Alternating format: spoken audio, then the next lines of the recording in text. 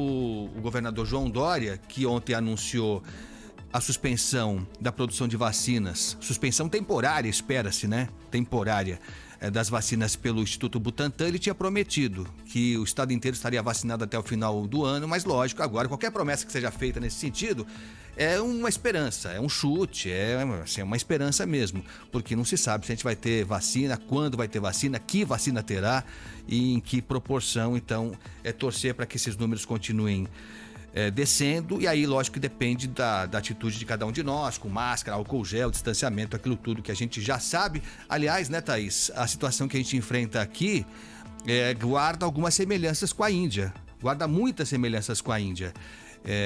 A gente, no começo da pandemia, tinha o exemplo da Europa e da Ásia. A gente não aprendeu com os erros que foram cometidos no início na Ásia, na Itália, por exemplo. A Itália foi um exemplo muito próximo da gente.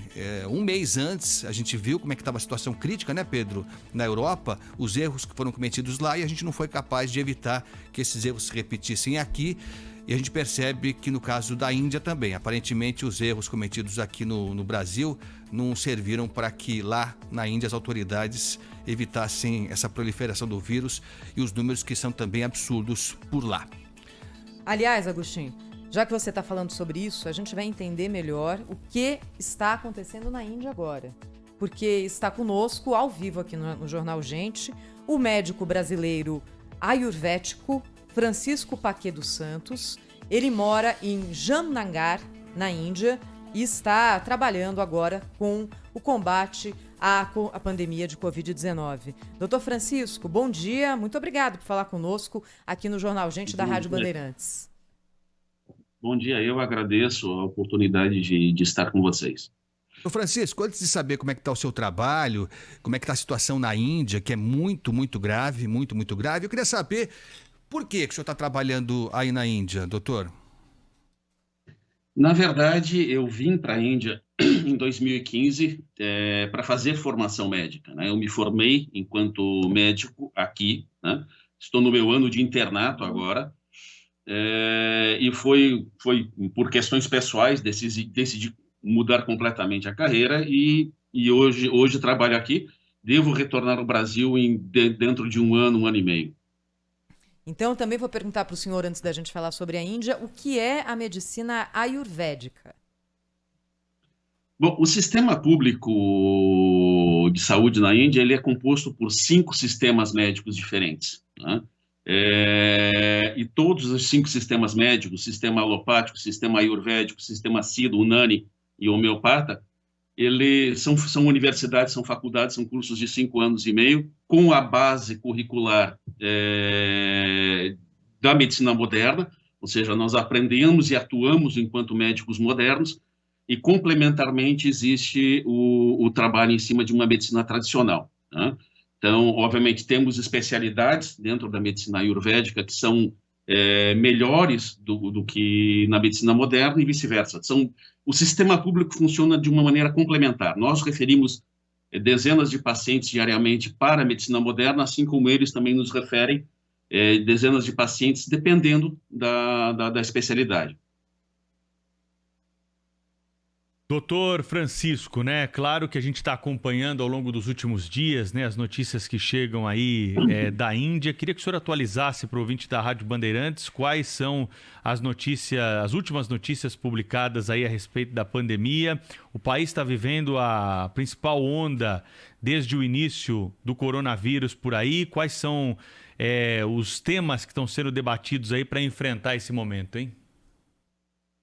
Bom, na verdade, a exemplo do que acontece no Brasil, nós temos algo que é veiculado, uma informação que é veiculada na mídia, e outras informações ou informações as quais nós sentimos no dia a dia. Bom, a situação realmente ela é crítica, né?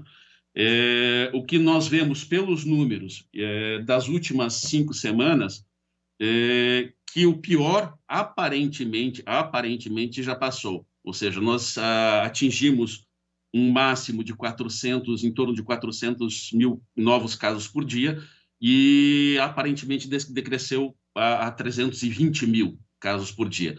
Porém, nós não sabemos também até que ponto existe, qual o nível de subnotificação. Obviamente, existe um trabalho do governo em termos de acalmar os ânimos da população, então, até onde isso é verdadeiro ou não, nós não sabemos. No nosso hospital e no Hospital de Medicina Moderna, que fica do outro lado da rua, nós efetivamente sentimos uma pequena diminuição nas últimas 2 semanas. Porém, nós temos o efeito retardado, né? Como nós tivemos 2 semanas ainda com um nível muito alto de novos casos, ainda é muito alto, mas em decréscimo, nós teremos um índice de mortalidade crescendo nas próximas 2 semanas em decorrência desses números altos. Para que haja um decréscimo de novos casos por dia, para um patamar razoavelmente calmo, ainda esperamos 1 a 2 meses. O governo tomou medidas, mas tomou medidas de forma atrasada, né? Diferente do que fizeram na primeira onda. Na primeira onda, houve uma proatividade do governo central e dos governos regionais e conseguiram segurar até com certa eficiência a primeira onda. Nessa segunda onda, por questões culturais, por questões sociais e econômicas, né? A informalidade na Índia é uma realidade muito grande. E o não trabalhar para essas famílias gera fome, o governo começou a segurar. Nesse retardo, houve a explosão de casos, né? E ainda por uma questão cultural, as famílias são muito grandes, eles não mantêm distanciamento naturalmente, e é um caldeirão para desenvolvimento de novas cepas. Nós temos pelo menos 2 novas cepas já desenvolvidas na Índia, né?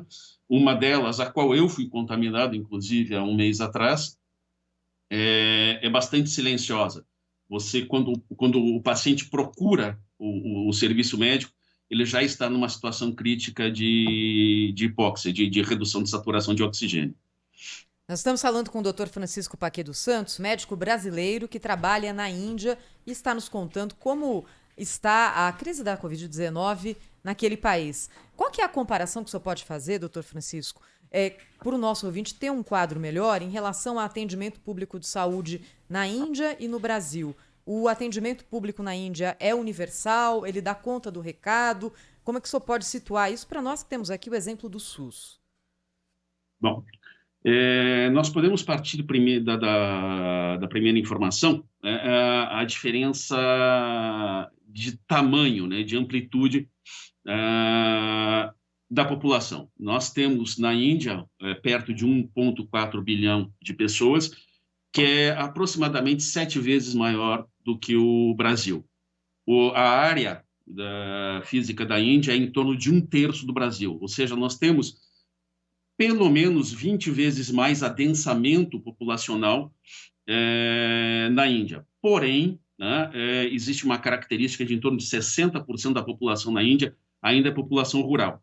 O sistema público de saúde deles é universal, é razoavelmente capilarizado, mas não chega a atingir toda a zona rural como o nosso SUS. O SUS no Brasil tem uma eficiência muito maior em termos de capilaridade na população.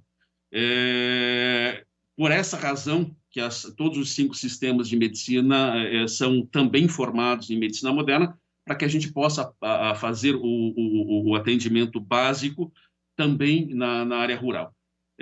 O que acontece, além da não capilaridade até os mais profundos rincões do país, é um nível de desinformação grande também nessas áreas mais afastadas. E aí, obviamente, dá margem para a criação de métodos não científicos de pretenso tratamento precoce ou cura. É exemplo do que acontece no Brasil, mas num nível muito mais agudo ou maior pelas características do país. Doutor Francisco, os vilões hoje, se é que dá para dizer assim, do mundo, no caso da pandemia, são o Brasil, a Índia. Os Estados Unidos, durante muito tempo, também tiveram uma posição nesse ranking terrível. E aí, com a nova eleição do presidente Biden, houve uma mudança, investimento em vacinação. Hoje a situação é bem diferente nos Estados Unidos. Então, sobraram Brasil e Índia. com essa imagem muito, muito arranhada para o restante do mundo. O que o senhor acha que vai sair dessa história toda? O senhor está sinalizando que a tendência na Índia parece ser de um equilíbrio em 2 meses ou algo parecido com isso. No Brasil, os números são assustadores, mas parecem também tender a uma redução e é natural que aconteça, porque a vacina está chegando, daqui a pouco, mesmo com todos os erros que foram feitos, o país estará vacinado. Mas o que vai sair disso tudo aqui para o Brasil e para a Índia? Primeiro, a gente não pode normalizar, obviamente, a gente está numa situação melhor, mas normalizar essa situação de crise, o índice de mortalidade é simplesmente desumano, né? São 2 situações bastante diversas, né? No Brasil, pelo menos o que eu tenho acompanhado pela mídia, houve um potencial, um efetivo negacionismo por parte do governo central. Aqui, o governo central, como eu referi na primeira onda, tomou as medidas necessárias, foi duro com o sistema de lockdown. Agora nós estamos em lockdown, né? E o lockdown na Índia efetivamente funciona porque há real repressão da polícia, né? Nós temos, na região onde eu estou, não há colapso, mas todos os comércios não essenciais foram fechados e realmente não abrem. Os comércios de alimentos vendem somente o essencial e existe um toque de recolher entre 8 da noite e 6 da manhã, onde efetivamente, se você sair sem justificativa, você é preso, você é recolhido à prisão. Mas o que vai ficar, assim, é difícil você analisar ou julgar os governos todos do mundo numa situação nova.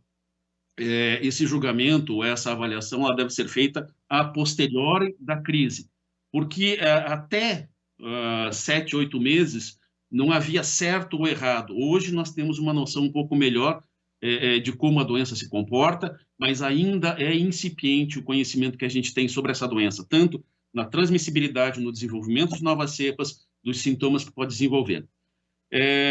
O que vai ficar é uma grande lição de preparar tanto o sistema público para que se torne capilarizado e uma educação básica de saúde que deve permear a escola desde o ensino fundamental.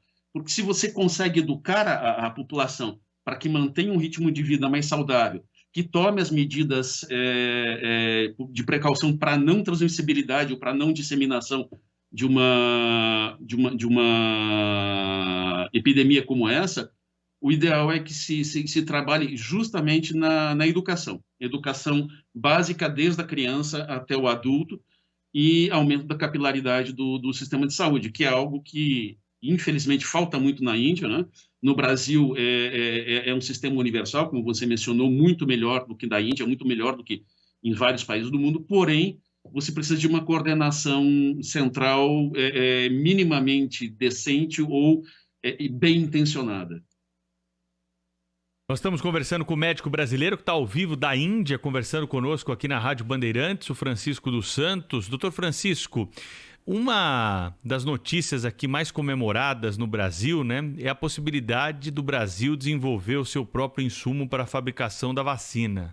E a aposta na Butanvac, né, é muito grande por parte de alguns cientistas. Isso daria autonomia para a produção de vacina sem depender de outras nações. Aí na China há produção de insumos, aí na Índia, desculpa, há produção de insumos como na China. Como que esse assunto é tratado por aí? Há a garantia mesmo, né, de uma celeridade aí para os próximos meses na vacinação da população por ser fabricante desses IFAs que são necessários para a conversão em doses? Novamente, é a questão de números absolutos, né? 1,4 bilhão de pessoas, eles já vacinaram em torno de 150 milhões de pessoas com uma dose e 47, com 2 doses. Se nós tomarmos nessa base de 150 milhões de pessoas, é 70% da população do Brasil, né? Quando a gente olha em números absolutos, realmente eles tiveram performance excelente. Quando a gente olha para números relativos, eles não vacinaram um pouco mais de 10% da população, como o Brasil fez. Eles estão fabricando, eles estão acelerando o processo, mas a demanda é muito maior. né? E a doença não perdoa, novamente, o processo cultural deles de não conseguirem fazer afastamento, distanciamento social, e ainda o recrudescimento da transmissibilidade, fez com que isso estourasse. Eles vão reverter, eles fabricam, eles produzem, mas não existe como você vacinar toda a população, ou pelo menos em torno de 50% da população, antes do final do ano. Nós, estrangeiros, mesmo trabalhando no Fronte com Saúde, nós não fomos vacinados ainda. A autorização para vacinação de estrangeiros acima de 18 anos, inclusive aqueles que trabalham em área de saúde, só foi dada a questão de 15 dias.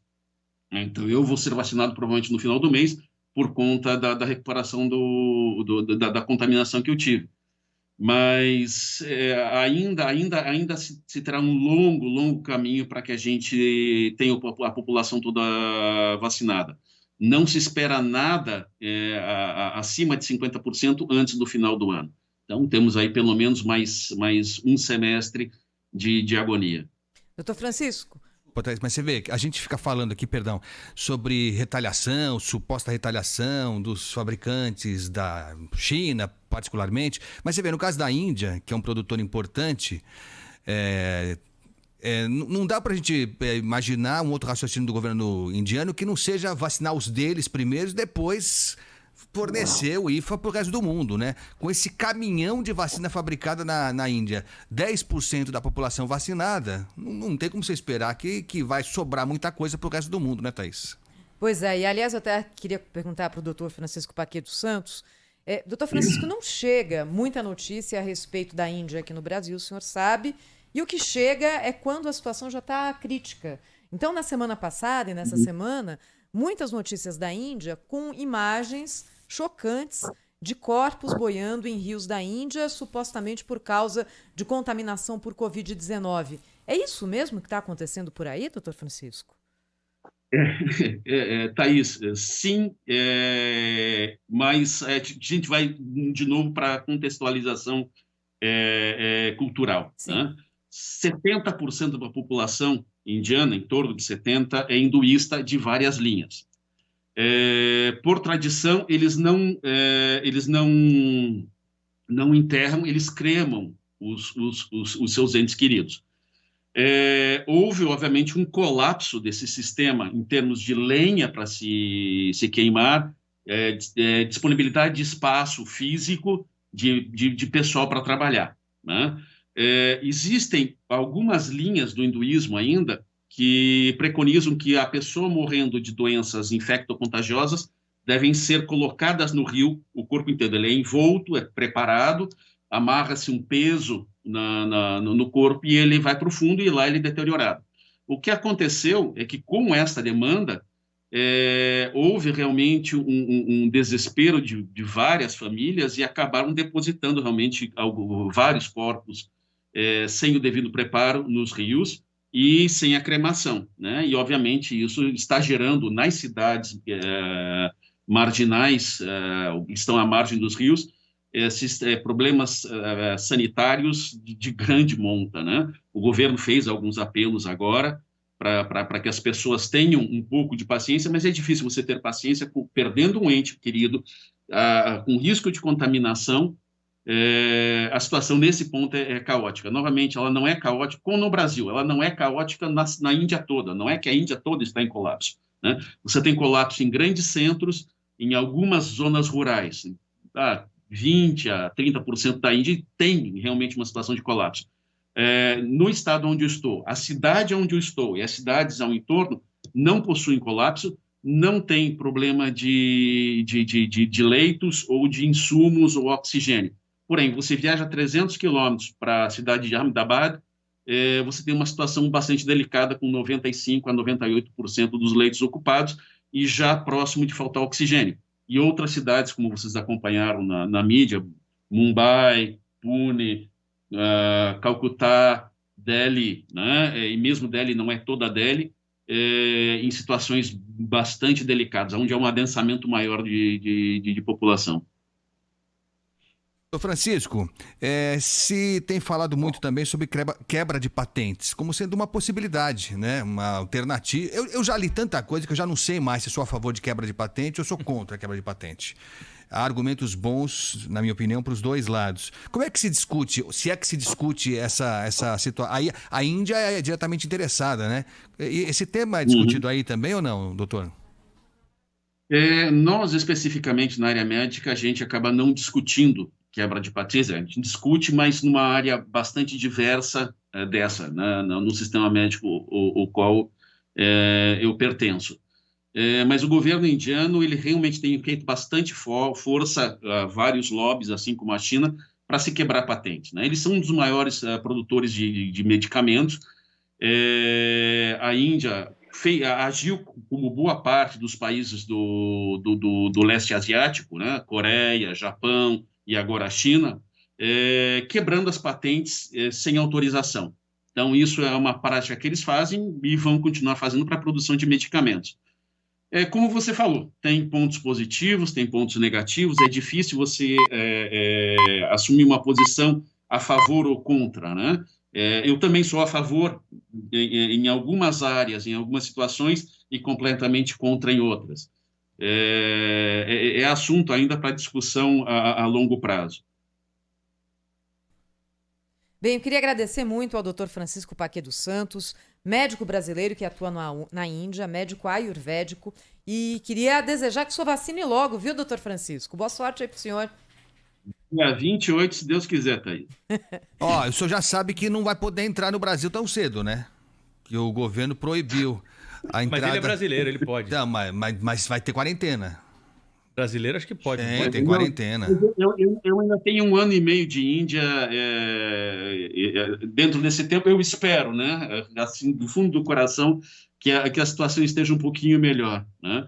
Senão eu não vou saber nem para onde ir, né? Vou ser completamente um completo despatriado, né? Um abraço, viu, doutor Francisco? Obrigado pela entrevista. Um abraço, prazer estar com vocês, e um abraço e um bom dia também para todos os espectadores.